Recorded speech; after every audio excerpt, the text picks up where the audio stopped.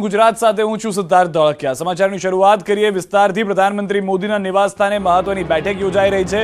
બેઠકમાં ગૃહમંત્રી અમિત શાહ સહિતના નેતા હાજર છે। ભૂપેન્દ્ર પટેલ, સીઆર પાટીલ પણ હાજર છે। બેઠકમાં સરકારની રચના પર ચર્ચા ચાલી રહી હોવાની સૂત્રો પાસેથી માહિતી મળી રહી છે।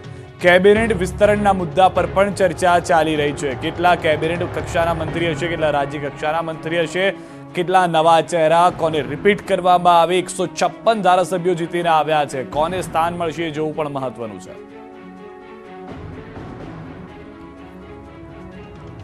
ગુજરાતમાં ફરી દાદાની સરકાર। ધારાસભ્ય દળની બેઠકમાં સીએમ તરીકે ભૂપેન્દ્ર પટેલના નામ પર મહોર લાગી।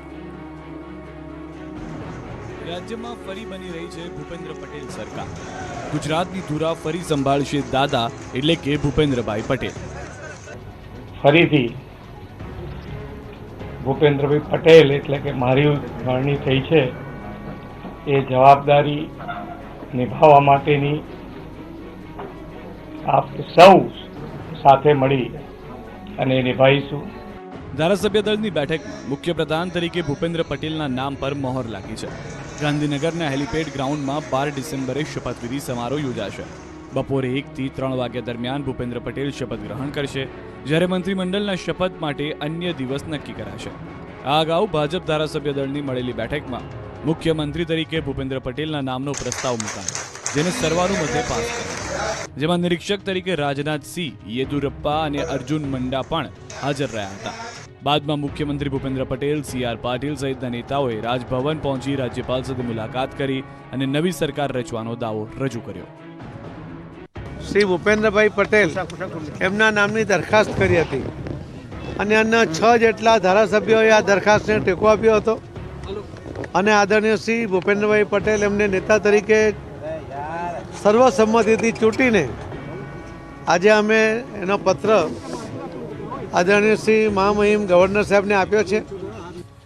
ગાંધીનગરના કમલમ ખાતે ઐતિહાસિક દ્રશ્યો સર્જાયા। એક સાથે એક જ પાર્ટીના 156 ધારાસભ્યો એકઠા થયા। 156 ધારાસભ્યોના સંખ્યાબળ સાથે ગાંધીનગરના કમલમની છાતી ગજગજ ફૂલી ગઈ હતી। એક પછી એક ભાજપના ધારાસભ્યો કમલમમાં આવતા ગયા।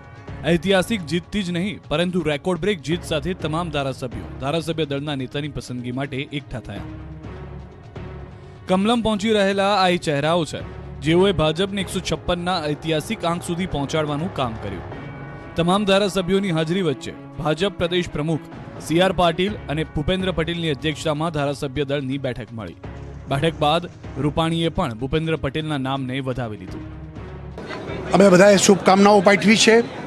મને વિશ્વાસ પણ છે કે ભૂપેન્દ્રભાઈના નેતૃત્વમાં આગામી 5 વર્ષ ભારતીય જનતા પાર્ટીની સરકાર ગુજરાતની જનતાની અપેક્ષા, આકાંક્ષા, સપનાઓ અવશ્ય પૂરા કરશે। ભાજપની ભવ્ય જીત બાદ હવે રાજ્યસભામાં પણ ભાજપનું કદ વધ્યું છે। વિજય રૂપાણી અને નીતિન પટેલને ભાજપ રાજ્યસભામાં મોકલે તેવી પણ શક્યતા છે। પરિવાર હોસ્પિટલ હતો અને તસ્કરો ઘરમાં ઘૂસી ગયા। માલિક પહોંચે તે પહેલા ચોરી કરી ફરાર થઈ ગયા। અમદાવાદના સરદારનગરમાં સનસનીખેજ ઘટના।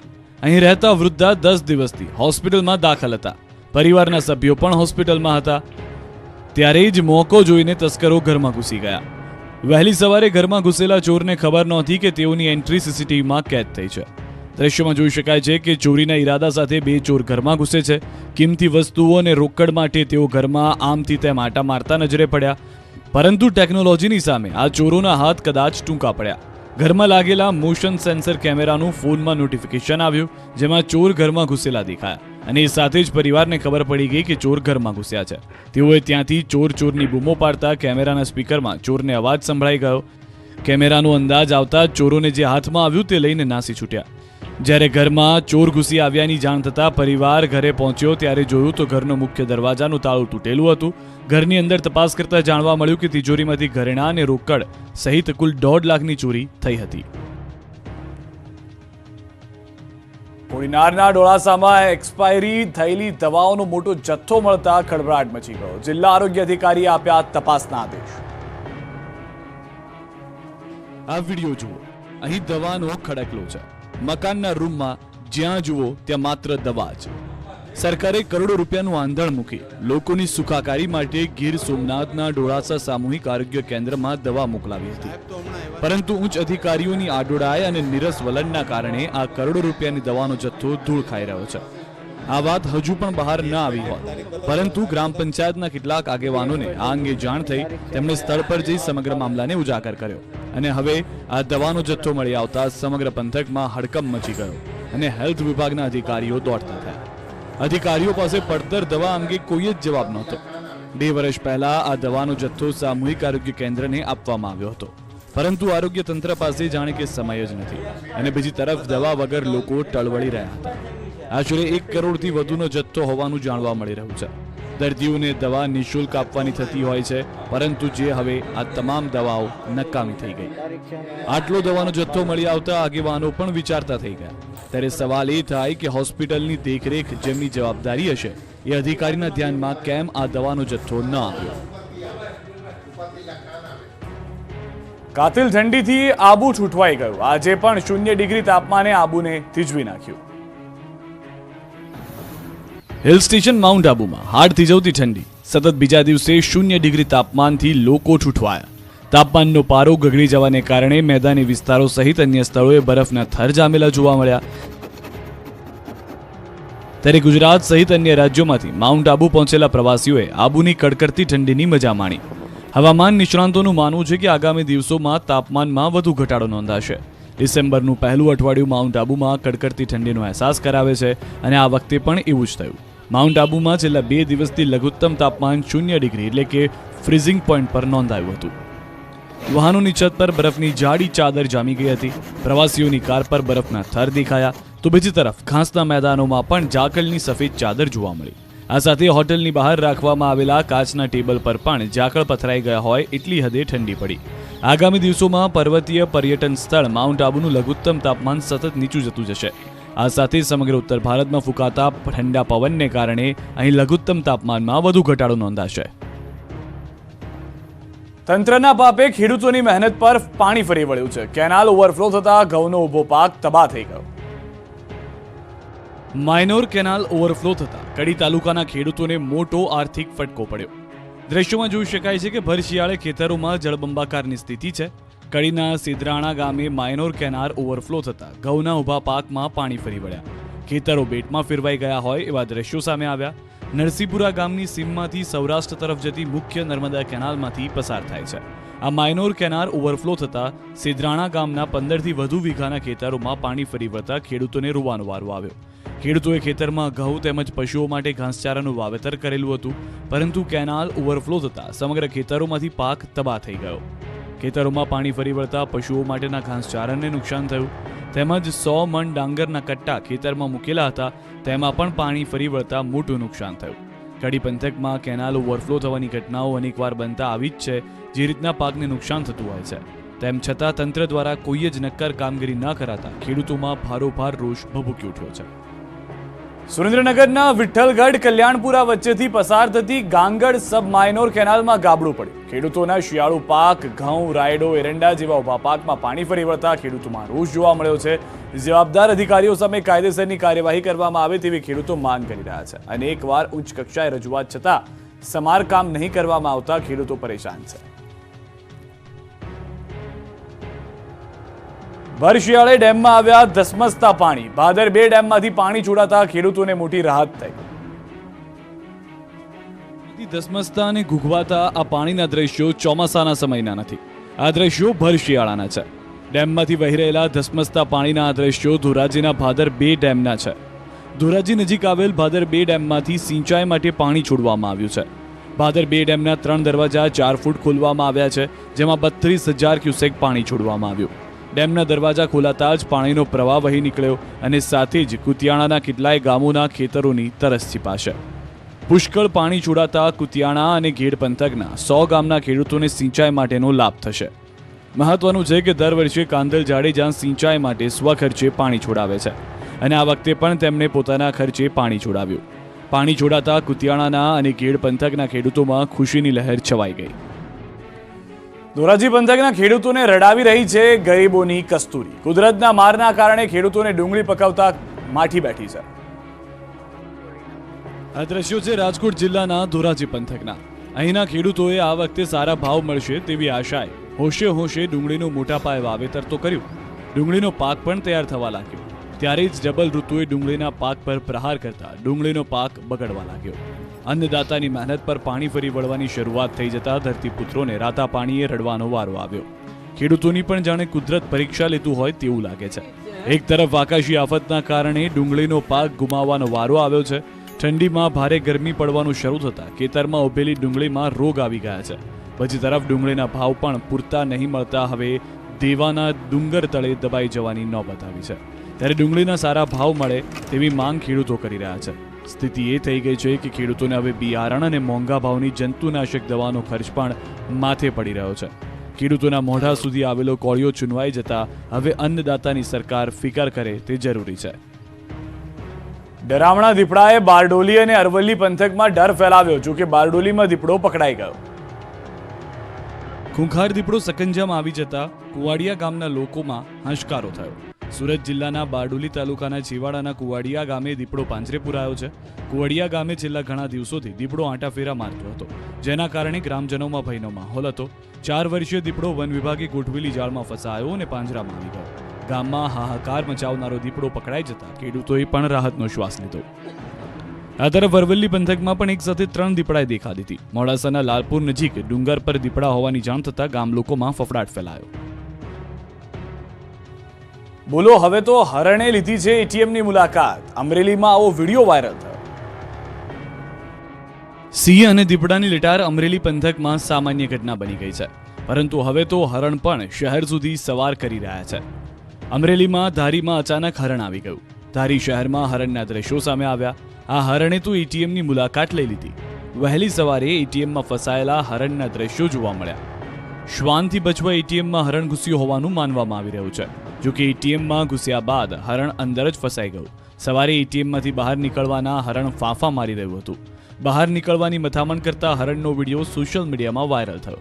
આ દરમિયાન નાઇટ ડ્યુટી પતાવીને ઘરે જઈ રહેલા હોમગાર્ડની નજરે પડતા તેણે વન વિભાગને જાણ કરી. હાલ તો વન વિભાગ દ્વારા હરણનું રેસ્ક્યુ ઓપરેશન કરીને જંગલમાં તેને મુક્ત કરાયું છે. ભવ્ય જીત બાદ ઉમેદવારોનો ઉત્સાહ અને જીતનો જશ્ન હજી પણ યથાવત છે. નિમિષાબેન સુથાર ટીમલીના તાલે ઝૂમ્યા. મોરવા હડફના ધારાસભ્ય નિમિષાબેન સુથાર જોવા મળ્યા અનોખા અંદાજમાં. સ્થાનિક મહિલાઓ સાથે ડીજેના સથવારે ટીમલીના તાલે ઝૂમતા દેખાયા. ભવ્ય વિજય બાદ ગ્રામ્ય વિસ્તારની મહિલાઓ સાથે ટીમલીના તાલે અને ઉત્સાહમાં ઝૂમતા હોય તેવો વિડીયો સોશિયલ મીડિયામાં વાયરલ થયો. માત્ર જીત બાદ જ નહીં, અગાઉ પણ નિમિષાબેન અનેક વખત પરંપરાગત ટીમલીના તાલે ઝૂમ્યા હોય એવા વિડીયો સામે આવી ચૂક્યા છે. નિમિષાબેન સુથારના આ સાદગી અને મળતાવડા સ્વભાવને કારણે ચૂંટણીમાં મોરવા હડફની મહિલાઓએ જબરજસ્ત સમર્થન આપ્યું હતું.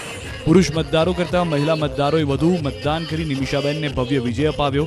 તેના પરથી જ અંદાજ લગાવી શકાય છે કે મહિલાઓમાં તેઓનું વિશેષ પ્રભુત્વ છે. અમદાવાદમાં ફરી પકડાયો નશાનો કારોબાર. બાતમીના આધારે એસઓજીએ આરોપીઓને દબોચી લીધા. દ્રશ્યોમાં દેખાતા આ બંને આરોપીઓ છે ડ્રગ પેડલર, જે મુંબઈની એક મહિલા પાસેથી ડ્રગ્સ લાવી ડબલથી વધુ ભાવે લોકોને વેચાણ કરતા.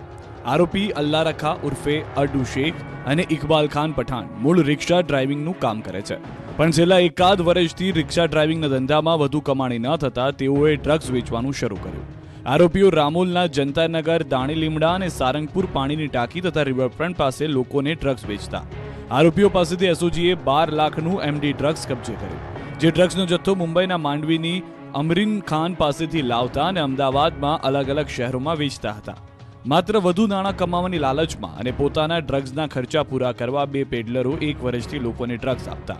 એસઓજીએ બાતમીના આધારે બંને આરોપીઓને 12 લાખના 124 ગ્રામ એમડી ડ્રગ્સ સાથે ઝડપી પાડી વધુ તપાસ હાથ ધરી. કર્ણાટકમાં કરોડો રૂપિયાની ગોલ્ડ ચીટિંગના આરોપીઓ સુરતથી ઝડપાઈ ગયા. ગ્રાહકો પાસેથી સોનું ગીરવે લઈને કરી હતી છેતરપિંડી. કરોડો રૂપિયાની ગોલ્ડ ચીટિંગ કરનાર આરોપી અંતે પોલીસ પકડમાં આવી ગયા. સુરતમાં ટેક્સટાઇલ માર્કેટમાં નોકરી કરતા આરોપીએ કર્ણાટકના કેજીએફ પોલીસ સ્ટેશન તેમજ અન્ય જગ્યાએ ગોલ્ડ ચીટિંગ કરી હતી. ગ્રાહકો પાસેથી સોનું ગીરવે લઈ નાણાં ધીરવાનું કામ કરતા આરોપીઓ ગ્રાહક પાસેથી સોનું લઈ દુકાન બંધ કરી ભાગી ગયા હતા. ત્યારબાદ સુરત આવી પહોંચ્યા, જ્યાંથી ક્રાઇમ બ્રાન્ચે આરોપીઓની ધરપકડ કરી લીધી. ક્રાઇમ બ્રાન્ચના જણાવ્યા અનુસાર દેવેશ દધીચી અને રૂપેશ શર્મા કર્ણાટકના કોલાર સિટીમાં જ્વેલરીની દુકાન ધરાવતા. તેઓ ગ્રાહકો પાસેથી સોનું ગીરવે લઈને નાણાં ધીરવાનું કામ કરતા. બંને કેજીએફ ખીણમાંથી નીકળતું સોનું લઈને તેની ઉપર પોતાનું કમિશન લઈને દેશના અન્ય શહેરોના ગોલ્ડના વેપારીઓને વેચતા. આ બંને સંખ્યાબંધ લોકોનું સોનું લઈને છેલ્લા 1 વર્ષથી કર્ણાટકથી ફરાર થઈ ગયા હતા. તેમની સામે કર્ણાટકના કેજીએફ પોલીસ સ્ટેશન અને અન્ય જગ્યાએ છેતરપિંડીના ગુનાઓ નોંધવામાં આવ્યા હતા. કર્ણાટક પોલીસ છેલ્લા ઘણા સમયથી તેઓની શોધખોળ કરી રહી હતી. આ દરમિયાન આ બંને સુરતમાં હોવાની કર્ણાટક પોલીસને બાતમી મળી, જેથી કર્ણાટક પોલીસે આ ઠગોને પકડવા માટે સુરત ક્રાઇમ બ્રાન્ચની મદદ લઈને પકડી લીધા. ગણપતિ ફાટસર પાસે આવેલ કંકુ પાર્ક સહિત આસપાસના વિસ્તારોમાં રોડ, રસ્તા, ગટર અને સફાઈ સહિતની સુવિધાઓ ન મળતા ચક્કાજામ કરી વિરોધ કર્યો. અનેક વખત રજૂઆતો કરવા છતાં કોઈ જ ઉકેલ ન આવતા તંત્ર સામે રોષ ઠાલવ્યો. પોલીસે ઘટના સ્થળે પહોંચી રહીશોને સમજાવવાના પ્રયાસો હાથ ધર્યા. આ તરફ સુરતમાંથી 2 લાંચિયા અધિકારી ઝડપાયા. માહિતી નિયામક કચેરીના 2 અધિકારીઓ ₹2,70,000ની લાંચ લેતા એસીબીના છટકામાં આવી ગયા. દૈનિક અખબારમાં રાજ્ય સરકારની જાહેરાત બાબતે ₹5,40,000ની માંગણી કરી હતી. લાંચનો પ્રથમ હપ્તો માહિતી કચેરીની સામે આવેલ ઝેરોક્સ પર લેવા ગયા અને ઝડપાઈ ગયા. કૌશિક પરમાર અને જુનિયર ક્લાર્ક સતીશ જાદવની પોલીસે અટકાયત કરી છે. રાજકોટ શહેરના વેલનાથ પર વિસ્તારમાં દેશી દારૂ લઈ જતો એક યુવકનો વિડીયો વાયરલ થયો. શહેરમાં સતત બીજા દિવસે દારૂનો વિડીયો વાયરલ થતા સ્થાનિકોમાં પણ રોષ જોવા મળ્યો. યુવકે જણાવ્યું, હું અહીં લગ્ન માટે આવ્યો છું, કોણ વેચે છે તેની મને ખબર નથી. છાશવારે દારૂ પકડાવાની ઘટના બનતા પોલીસ પેટ્રોલિંગ સામે અનેક સવાલ છે. પ્રમુખ સ્વામી મહારાજના શતાબ્દી મહોત્સવને શરૂ થવામાં હવે ગણતરીના દિવસો જ બાકી છે. તૈયારીઓને અપાઈ રહ્યો છે આખરી ઓપ. પ્રમુખ સ્વામી મહારાજની શતાબ્દી મહોત્સવની ધામધૂમપૂર્વક ઉજવણી 15મી ડિસેમ્બરથી 15મી જાન્યુઆરી સુધી કરવામાં આવશે, જેમાં અમદાવાદના ભાડજ સર્કલ પાસે 600 એકર વિસ્તારમાં પ્રમુખ સ્વામી મહારાજ નગર તૈયાર કરવામાં આવ્યું છે.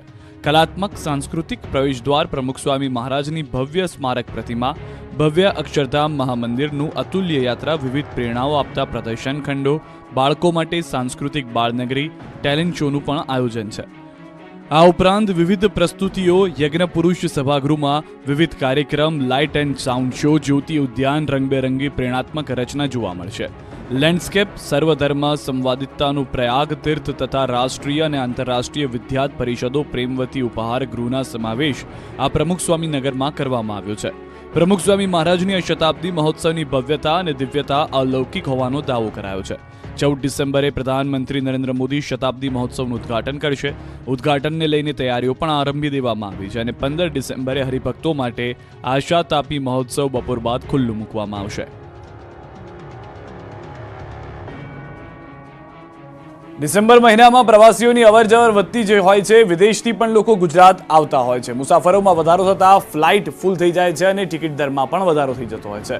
તો આ તરફ 14 ડિસેમ્બરથી શતાબ્દી મહોત્સવ શરૂ થવાનો છે. શતાબ્દી મહોત્સવમાં દેશ વિદેશથી ભક્તો આવવાના છે. શતાબ્દી મહોત્સવમાં ભાગ લેવા આવનાર લોકોએ ફ્લાઇટ બુકિંગ કરાવી લીધી છે. વિદેશથી આવતી ફ્લાઇટ સામાન્ય 80,000થી 1 લાખ રૂપિયા સુધી હોય છે, જે 3 લાખ રૂપિયા સુધી થઈ ગઈ છે.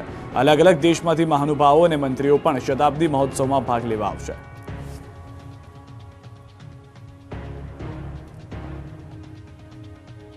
કેનેડામાં પણ પ્રમુખ સ્વામી મહારાજની જન્મ જયંતિની ઉજવણી થઈ. નાયગ્રા ધોધ રોશનીથી ઝળહળી ઉઠ્યો. કેનેડામાં આવેલા નાયગ્રા ધોધ વિશ્વની સૌથી મોટી કુદરતી અજાયબી છે. આ નાયગ્રા ધોધ પર પ્રમુખ સ્વામી મહારાજની જન્મ જયંતિ વિશેષ રોશની સાથે ઉજવવામાં આવી. સાથે જ નાયગ્રા ધોધ પર તેમના જીવન, કાર્ય અને વારસાની શ્રદ્ધાંજલિ સ્વરૂપે દર્શાવવામાં આવી. નાયગ્રા ધોધ ખાતે પ્રમુખ સ્વામીનો સંસ્મરણાઓ જોડાયેલા છે. 1974માં પ્રમુખ સ્વામી મહારાજ પ્રથમ વખત કેનેડા ગયા હતા. ત્યારબાદની તેમની મુલાકાતો દરમિયાન તેમની ચેરિટી અને સ્વામિનારાયણ મંદિર થકી તેમની છાપ છોડી હતી. તેથી તેમને 1988માં કેનેડિયન સંસદમાં સન્માન કરવામાં આવ્યું હતું. ત્યારબાદ 2017માં મહંત સ્વામી મહારાજે પ્રમુખ સ્વામી મહારાજનું અસ્થિ વિસર્જન નાયગ્રા ધોધ પર કર્યું હતું. તેથી BAPS સ્વામિનારાયણ સંસ્થાનું પ્રતિનિધિત્વ કરતા સફેદ અને લાલ રંગની રોશની નાયગ્રા ધોધ પર કરવામાં આવી હતી. BAPSના સંતગણ અને સ્વયંસેવકોએ આરતી સાથે પૂજા સેવા કરી. ધોધની મુલાકાત લેનારાઓની સુખાકારી અને તમામ કેનેડિયનોની શાંતિ અને સમૃદ્ધિ માટે પ્રાર્થના કરાઈ. બીમાર અને માતા વિહોણી 40 બિલાડીને ઘરમાં આશ્રય આપી પરિવારની સભ્ય બનાવી. જૂનાગઢની એક યુવતીનો આવો છે બિલાડી પ્રેમ. આજના સમયમાં બિલાડી આડી ઉતરે તો લોકો અપશકુન માને છે, જ્યારે જૂનાગઢની સુહાની શાહે પોતે અલગ ખાસિયત ધરાવે છે. જૂનાગઢની આર્કિટેક્ટ યુવતી બિલાડીઓ પ્રત્યે અનહદ પ્રેમ જોવા મળ્યો. પોતાના ઘરમાં એક કેટ હાઉસ ઊભું કર્યું, જેમાં 40 જેટલી બિલાડીઓ છે અને ઘરને ચારે બાજુથી ફેન્સિંગથી મઢી દેવામાં આવ્યું. હાલ વિવિધ રાજ્યની 40 જેટલી બિલાડીઓ તેના ઘરમાં જોવા મળે. બિલાડીઓને અલગ અલગ ગુલામણા નામથી પણ બોલાવવામાં આવે અને તમામ બિલાડીઓનું પોતાના પરિવારની જેમ જ માવજત કરે. સુહાનીને તેની જ શેરીમાં રહેતી 2 ઇજાગ્રસ્ત બિલાડીઓ નજરે ચડતા બિલાડીઓની સારવાર કરી પોતાના ઘરે જ રાખીને જતન કર્યું. સમય જતાં તેને બિલાડીઓ સાથે લગાવ થઈ ગયો. મુંબઈમાં બિલાડીઓ સાથે રહેતી હોવાથી આસપાસના રહીશોની નારાજગીને લઈ સુહાનીને અનેક વિસ્તારોમાં અલગ અલગ વખત ઘર બદલવા પડ્યા. 8 વર્ષમાં 15 બિલાડીઓ સાથે રહ્યા બાદ સુહાની મુંબઈથી ગોવા સ્થાયી થઈ. ગોવામાં આવ્યા બાદ 18 બિલાડીઓ વત્તા કુલ 33 બિલાડીઓની માવજત કરી. આ દરમિયાન કોરોનાની મહામારી આવતા 2 વર્ષ ગોવામાં જંગલ વિસ્તારમાં બિલાડીઓ સાથે રહીને દેખભાળ કરી. ત્યારબાદ જૂનાગઢ પરત આવવાનું થતાં તેને 2.5 લાખથી વધુનો ખર્ચ કરી 40 કલાકનું અંતર કાપી ગોવાથી 33 બિલાડીઓને સાથે રાખી જૂનાગઢ પહોંચી હતી. આ વર્ષે રંગબેરંગી ફૂલોની સુગંધથી મહેકી ઉઠશે રિવરફ્રન્ટ. કોરોના કાળ બાદ હવે ફરી ફ્લાવર શોની જોરશોરથી તૈયારીઓ શરૂ થઈ. કોરોના કાળ દરમિયાન અમદાવાદમાં યોજાતો ફ્લાવર શો ન યોજાઈ શક્યો, પરંતુ હવે આ વર્ષે લોકપ્રિય એવા ફ્લાવર શોની સુગંધ લોકોને માણવા મળશે. અમદાવાદમાં દર વર્ષે યોજાતી 2 ઇવેન્ટ, એક રિવરફ્રન્ટ પર ફ્લાવર શો અને કાંકરિયા ખાતે કાર્નિવલ. આ બંને ઇવેન્ટ માટે તંત્રે અત્યારથી જ શરૂ કરી દીધી છે તૈયારી. અમદાવાદમાં રિવરફ્રન્ટ પર જાન્યુઆરી મહિનામાં યોજાનાર ફ્લાવર શો માટે ફૂલોનું વાવેતર શરૂ કરાયું. રિવરફ્રન્ટ પર ફ્લાવર શો માટે તડામાર તૈયારીઓ ચાલી રહી છે. આગામી જાન્યુઆરી મહિનામાં ફ્લાવર શો યોજાશે.